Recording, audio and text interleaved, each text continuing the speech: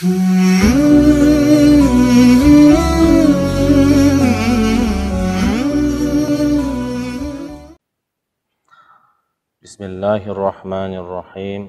Alhamdulillah. Wassalatu wassalamu ala Rasulillah. Amma ba'd. Oğlu Allah Ta'ala'a çeksiz maqtoolor, Peygamberimiz Muhammed Mustafa sallallahu aleyhi ve sellem'ga salam dualar bolsun.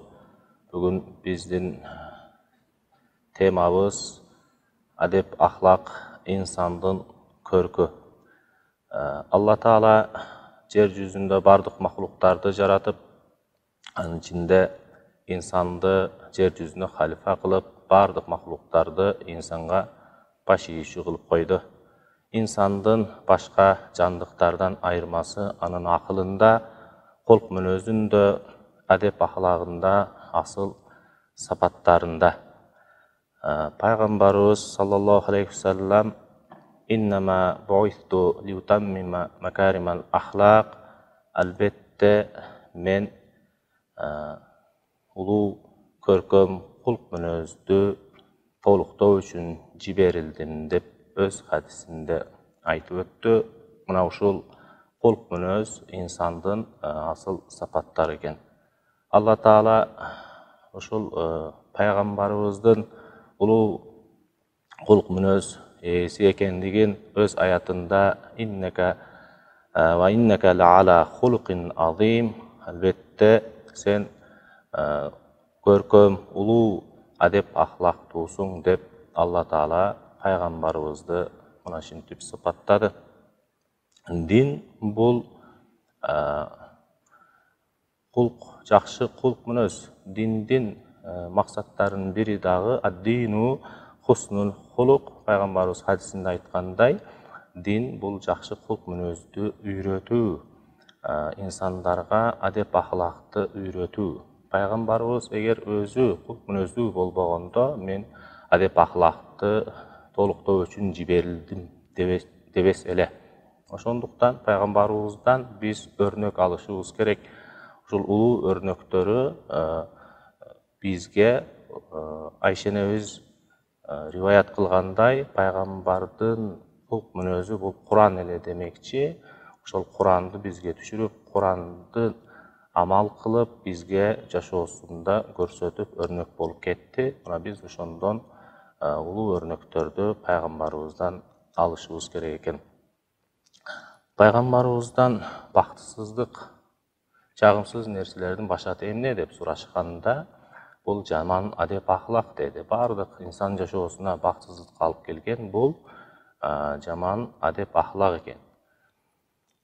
Peygamberimizin da bir hadisine toktala turgan bolsok, ittaqillaha haythuma kunta ve atbi'is sayyi'atal hasanata tamhuha ve khaliqin nasa bi khuluqin hasanin.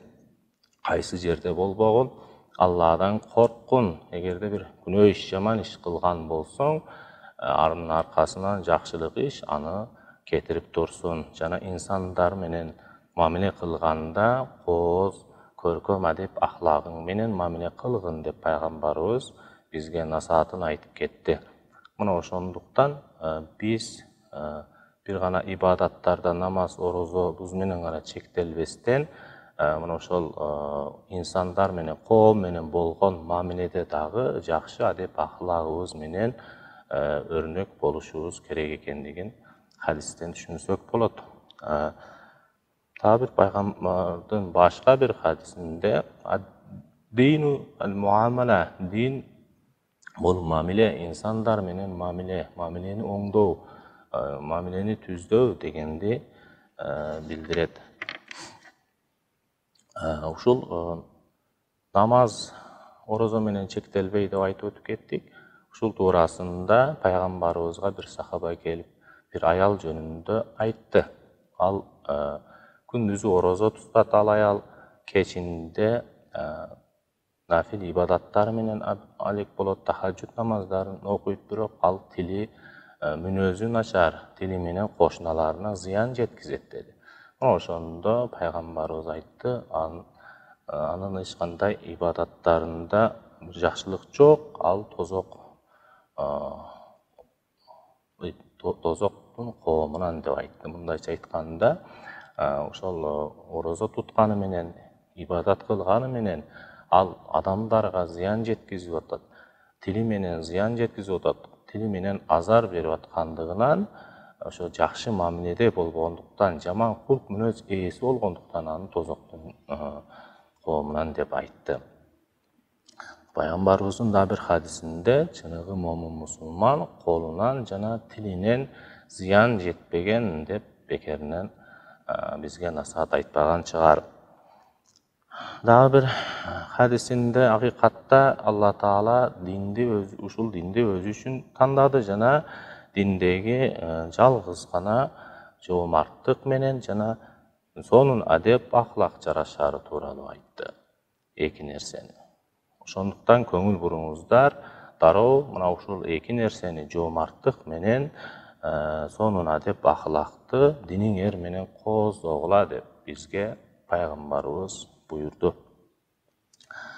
Ey Allah'ın elçisi, iman жагынан момун мусулмандардын эң жогорку даражалуусу ким деп сураганда, адеп ахлагы кооз, адеп ахлагы көркөм болгондор деп пайгамбарыбыз жооп берген. Дагы бекеринен эмес чыгар. Ошондуктан мына келиңиздер ушул күндөрү адеп ахлагыбыз менен Алланын сыноосу келип турган бир эле Кыргызстанда эмес, бүткүл дүйнө жүзүндө Алланын сыноосу келип турган маалда, башка оор түш келип турган маалда инсандарга боорукерлик сезим менен инсандарга жардамдашып, кандай көпчүлүк жерлерде ооруканаларда болбосун, обсервацияларда болбосун, нөөмөт күткөн оорук жандар болбосун, ошол маалдарда дагы пайгамбарыбыздын хадисиндей чыныгы мусулман өзүнөн эмнени каалаган болсо, башкаларга дагы ошону кааламайынча ыймандын толук даамын таткан болбойт демекчи.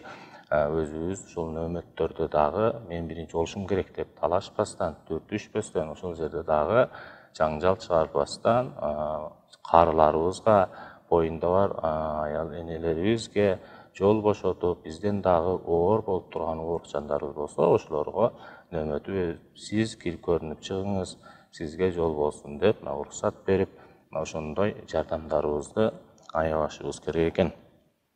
Себеби пайгамбарыбыз саллаллаху алейхи ва саллям иннакум лан тасаун наса би амваликум фасаухум би бастил вajhi ва хуснул хулук.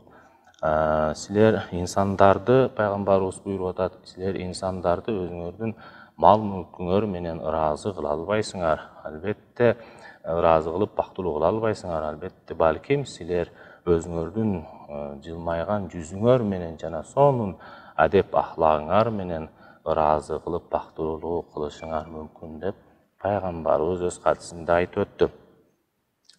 Алланын элчиси Абу Зарга мындай деди: "Я Абазар, ла акла кат-тадбир ва ла хасаба ка хуснил хулук." Ey Абу Зар, тадбир сыяктуу, алдын алуу, баам парасаттуу сыяктуу акыл болбойт. Ал эми адеп ахлактуу, сонун адеп ахлактуу сыяктуу дагы ататектүүлүк болбойт деп буйурду. Хасан Басринин бир сөзүндө жаман адеп ахлактуу болгон адам өзүнө гана зыян жеткизет деп айтты.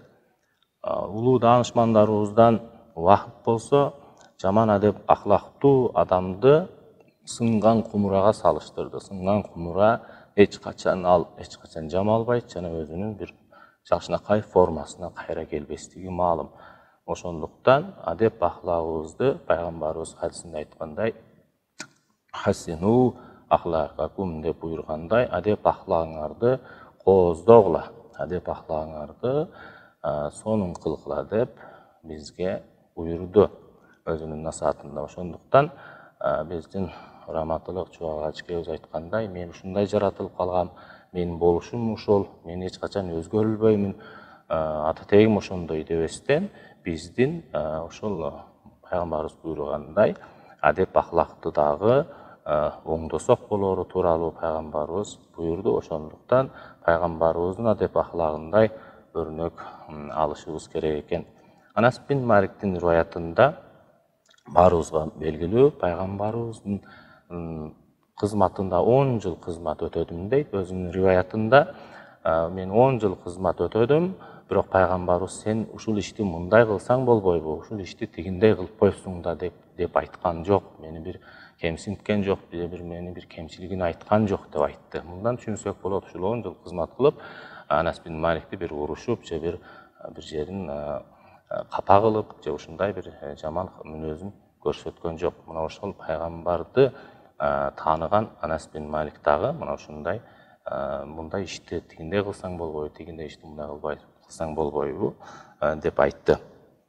Ошондуктан Хасан ал-Басринин бир сөзүндө сонун адеп ахлак бул кандай жөнөкөй маалдарда дагы, кыйынчылык убакыттарда дагы башкалар дайыма жоомарттык көрсөтүп, жана башкалардын тынчын албоо деп айткан Хасан Басри.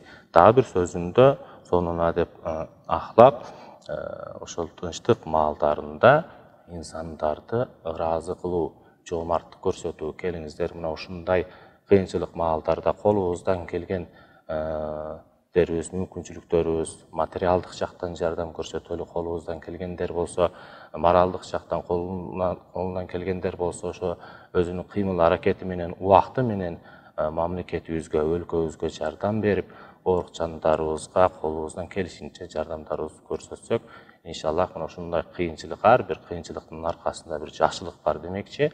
Бул күндөрүбүз дагы өтүп кетет, иншаллах. Эртеңки күн келечегибиз дагы, жаркын келечегибиз дагы алдыда, жакшылык, Алланын жакшылык күндөрү дагы алдыда.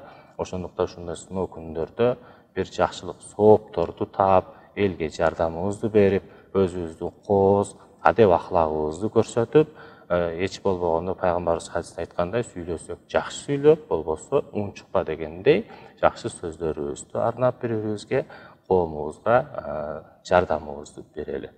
Ассаламу алейкум ва рахматуллахи ва баракатух.